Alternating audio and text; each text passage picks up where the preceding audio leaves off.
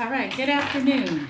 I'm going to start first with talking about some key concepts. I know we've talked about it in class, but this is going to be like a Cliff's Notes so that you can solve these problems on acids and bases.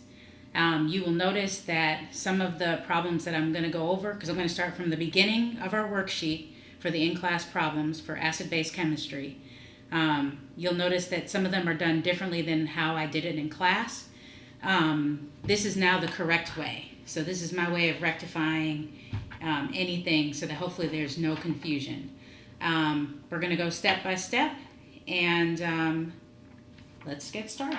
Okay, so the first thing I have up here is key concepts on acids and bases. And let me just see if I can adjust that. It's not better. That's what happens when you're trying to MacGyver your own studio. But hey, we're going to make it work. Okay, so the first things that we need to know and remember about this unit is one, we can have either strong or weak acids and bases, right? The strong fully dissociate, which also means that they fully ionize or hydrolyze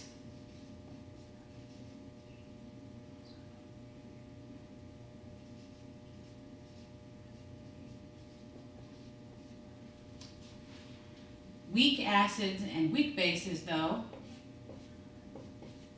partially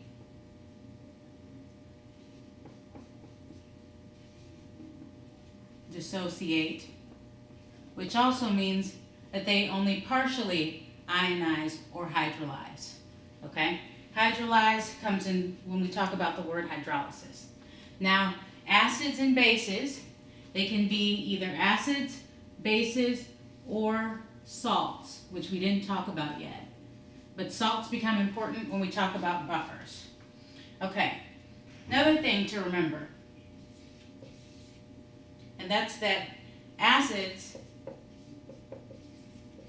start out, and then when they react, they form a conjugate base, or there is a conjugate base that forms.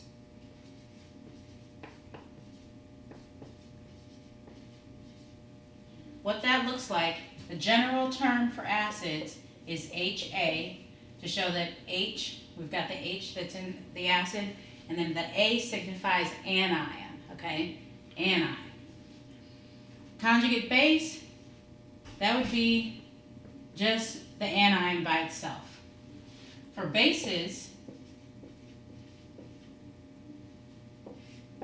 they have a conjugate acid,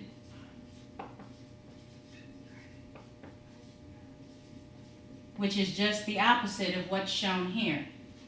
Our base is just the anion, and the conjugate acid is the H that has been added or acquired, and then we have the A, right? Okay, so it becomes a proton donor.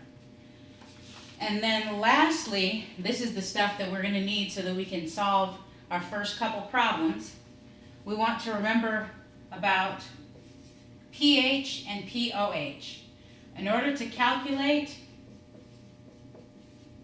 pH and pOH, we need to calculate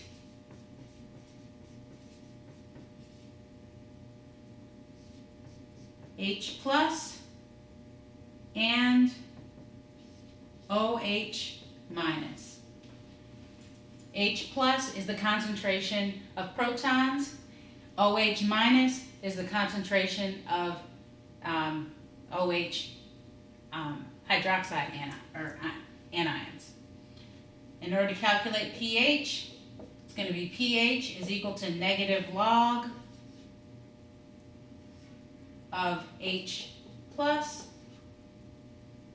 POH is equal to negative log